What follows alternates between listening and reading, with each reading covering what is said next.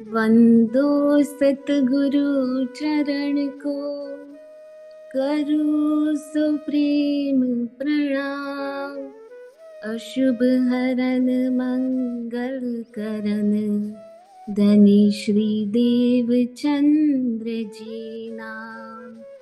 श्री प्राणनाथ निज मूलपति, श्री मेहराज सुनाम।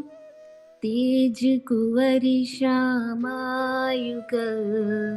पल पल करूं प्रणाम। पिया जी को पल पल करूं प्रणाम। कलश हिंदुस्तानी तौरत। निज नाम श्री जी साहिब जी, अनादि अक्षरातीत। सो तो अब जाहिर भय, सब विध वतन सहित। राग श्री मारू। अक्षरातीत का हृदय अमृत का लहराता हुआ अनंत सागर है। उस सागर में अटखेलियां करती हुई लहरों से एक बूंद श्री महामती जी के धाम हृदय में प्रवेश करती है और परम धाम के एकत्व वाहिदत्व के सिद्धांत का अनुसरण करती हुई वह भी अनंत सागर का रूप लेती है।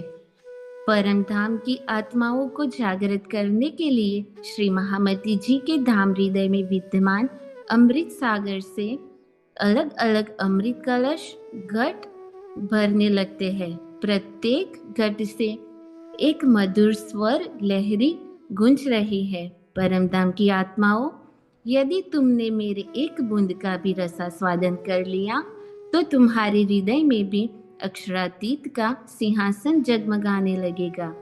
तुम यही बैठे बैठे अपने प्राणेश्वर युगल स्वरूप को पल पल निहारा करोगी। तुम्हें कभी भी ऐसा अनुभव नहीं होगा कि हम परम धाम छोड़कर आई है या हमारे प्रियतम हमसे कभी भी अलग थे। इसके अतिरिक्त मंद मंद स्वरों में हृदय को मंत्र मुक्त कर देने वाली अलग अलग स्वर लहरियां अलग अलग घड़ों कलशों से सुनाई पड़ रही है। पहला घट रास प्रेम कलश कहता है, तुमने कभी योग माया में जाने के लिए प्रियतम की बांसुरी की मधुर ध्वनि सुनते ही तत्क्षण शरीर और संसार को छोड़ दिया था, जिसके परिणाम स्वरूप तुम्हें महाराज का आनंद मिला। अब तुम्हारे लिए जागनी रास का स्वर्णिम अवसर है। इस रास में तुम्हें 25 पक्षों सहित युगल स्वरूप पल पल तुम्हारे धाम हृदय में दिखाई देंगे। तुम स्वयं को भी अक्षरातीत के हृदय में बैठी हुई पाओगी। इस रास लीला में प्रवेश करने के लिए 300 वर्षों से लगातार बांसुरी बज रही है। फिर तुम उससे अनसुना करने में अपना गौरव क्यों मान रही हो? प्रियतम का प्रत्यक्ष आनंद पाने के लिए तुम अपने हृदय में ब्रिजरास वाला प्रेम क्यों नहीं भर लेती? दूसरे घट प्रकाश ज्ञान कलश से हृदय को झकझोरने वाली मधुर ध्वनि मुखरित होती है। ब्रिजरास में जिसने तुम्हें अपनी प्रेममयी लीला से आनंदित किया था, वही तो इस जागने ब्रह्मांड में श्री देवचंद्र जी के कलेवर में लीला करने के पश्चात अब श्री महामती जी के धाम हृदय श्री मिहिराज जी के कलेवर में प्रत्यक्ष विराजमान होकर लीला कर रहा है। तुमने उनकी पहचान करने की अपेक्षा उन्हें एक कवि, संत, गुरु, महापुरुष एवं भक्त कहने में ही अपने जीवन का लक्ष्य निर्धारित कर लिया है। क्या यही तुम्हारा विवेक है? प्रियतम को तिरस्कृत करने की जो राह तुमने अपनाई है, क्या इसी तिरस्कार के बल पर तुम जागृत होकर अखंड आनंद में विरह करोगी? तीसरे गड़े षट ऋतु विरह कलश से इस प्रकार की ध्वनि आ रही है, जैसे कोई मुस्कुराते हुए व्यंग्यपूर्वक कह रहा है, तुम्हारे शुष्क हृदय में बौद्धिक चातुर्य का वास करना ही तुम्हारे लिए एक अभिशाप है, जिसके कारण तुम अपने प्राणेश्वर अक्षरातीत को प्रत्यक्ष नहीं देख पा रही हो, बल्कि तुमने तो अपने सिर पर संशय का पर्वत ही लाद रखा है। तुम कहा करती हो, भला मैं कैसे अक्षरातीत को देख सकती हूँ? मैं तो छाया हूँ। प्रियतम रूपी सूर्य के सामने होने पर मेरा अस्तित्व ही समाप्त हो जाएगा। मेरा केवल एक ही आग्रह स्वीकार करो कि तुम मेरे विरह रस की केवल एक बूंद को अपनी जिह्वा पर रखकर हृदय तक पहुंचा दो। कुछ क्षणों के पश्चात तुम स्वयं कहोगी, मैं छाया नहीं अपितु सूर्य का प्रकाश फैलाने वाली उसकी अभिन्न स्वरूपा अर्धांगिनी हो। मेरे बिना उसका प्रकाश भी कैसे फैल सकता है। उसको देखना, पाना, अपने हृदय में बसाना तो मेरा शाश्वत अधिकार है। यदि मैं उसे अपने प्रेम रूपी पिंजरे में तोता बनाकर नहीं रख सकती तो मुझे ब्रह्मांगना कहलाने का कोई अधिकार नहीं है।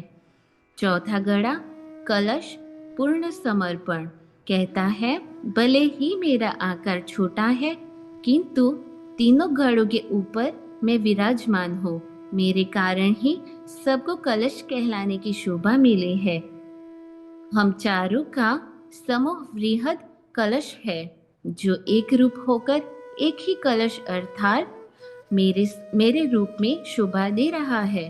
परम धाम की आत्माओं, मेरा तुमसे केवल इतना ही कहना है कि भले ही तुम्हारे पास प्रेम, ज्ञान एवं विरह की अनुपम संपदा क्यों न हो, किंतु यदि तुमने परम धाम में विराजमान श्रीराज जी एवं खेल में श्री महामती जी के धाम हृदय में विराजमान श्रीराज जी में किसी भी प्रकार का भेद समझा तो तुम्हारी ये सारी निधियां निरर्थक हो जाएगी। कलश हिंदुस्तानी की अंतिम चौपाई उपरोक्त कथनों पर बहुत ही सुंदर प्रकाश डालती है। साथ के सुख कार ने इंद्रावती को मैं कहा, ताथे मुख इंद्रावती के कलश सबन का भया। कते परंपरा में जंबूर ग्रंथ का अवतरण मूसा पैगंबर के द्वारा हुआ जिसका प्रचार सोलोमन ने किया। इसी प्रकार तौरेत ग्रंथ का अवतरण भी मूसा पैगंबर के द्वारा हुआ जिसका प्रचार हारून ने किया। तौरेत ग्रंथ में एकेश्वरवाद एवं धर्मयुक्त आचरण करने का निर्देश दिया गया है। तारतम वाणी के प्रकाश में देखने पर कलश ग्रंथ तौरेत के विकल्प के रूप में दृष्टिगोचर होता है। बेहद की चीज तेज नूर को मूसा पैगंबर दिखाना तो दूर सहन भी नहीं कर सकते थे और पर्वत भी भस्म हो गया था।